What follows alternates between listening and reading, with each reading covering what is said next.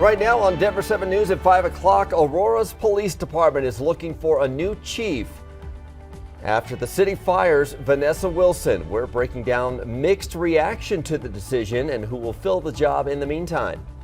Too many young people in Colorado are victims of fentanyl poisoning. Now Colorado lawmakers are proposing solutions to get this deadly drug off the streets. We're diving into the growing debate. And here's a sound we've been missing. Yeah, the Rockies are back from spring training in Arizona, ready to rock Coors Field with some hits on opening day, and a special guest will help kick off the season. Baseball, Rockies, Dodgers, great game. I guess I gotta go to the game, right? I mean, maybe I'll bring my glove. Yeah, I think he will. Broncos' new quarterback, former college and minor league baseball player Russell Wilson, will be throwing out the first pitch tomorrow. Very cool. Thanks for joining us. I'm Brian Sanders. And I'm Jessica Crawford. But we're not done with the wind just yet. Lisa Hidalgo is here. And Lisa, we've had another day of red flag and high wind warnings. Yeah, you're right. This is going to be now our third day in a row. It's just been day after day of gusty winds. The good news is it's calming down in some spots, but we're still going to see high fire danger here along the entire Front Range. And wind speeds this morning, you can see out east, have been anywhere from 20 to about 40 miles per hour.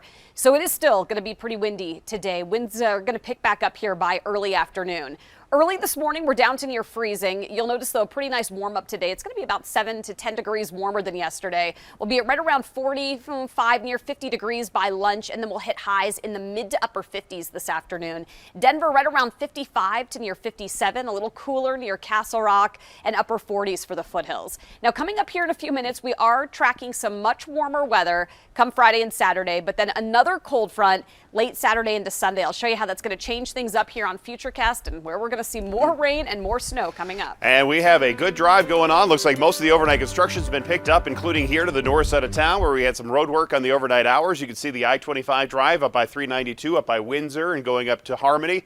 It looks okay for right now. The rest of the drive around Metro Denver looks just fine, including I-70. As you take a look at the camera looking back from I-25, you can still see some of the cones getting picked up, some of the signs getting turned around. So that process is going, but I'm not seeing any delays past the Coliseum going through the lowered section. The drive time confirms that for us here this morning, and not seeing any problems down across 225, I-25 to the south, out to the west, or up to the north. So it's a really good start to the morning commute.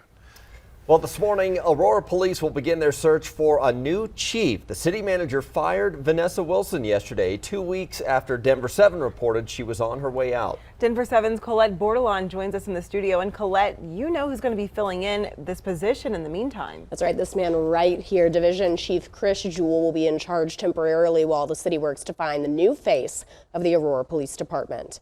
An interim chief should be picked in the next couple of weeks, and the goal is to have a new chief named in the next 6 months.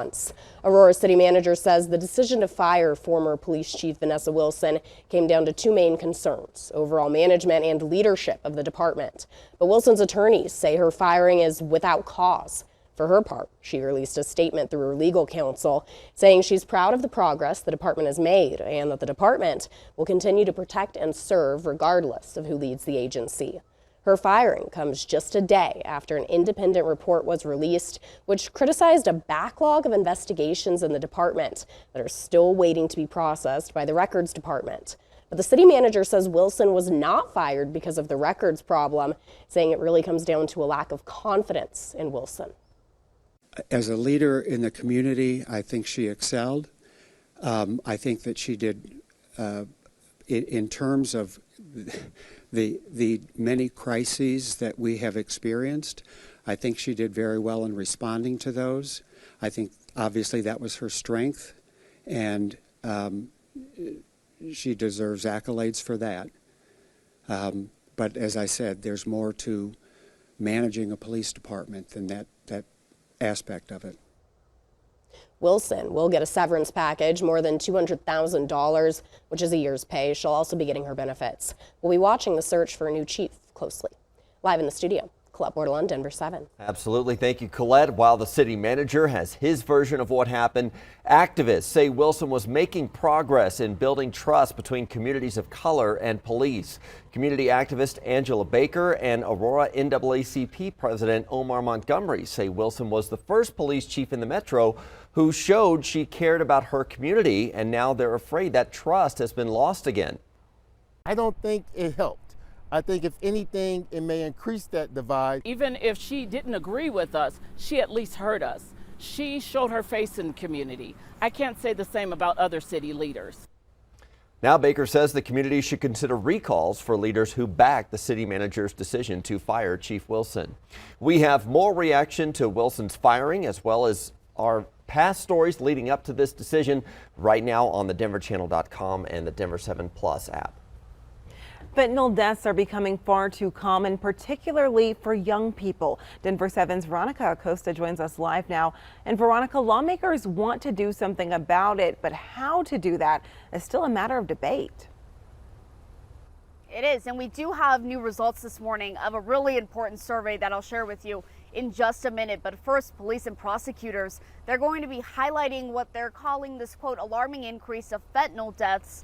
This is something that they're calling a public health crisis down in the Springs. They're going to be discussing what they're doing at both the state and a federal level to really try and turn the tide here.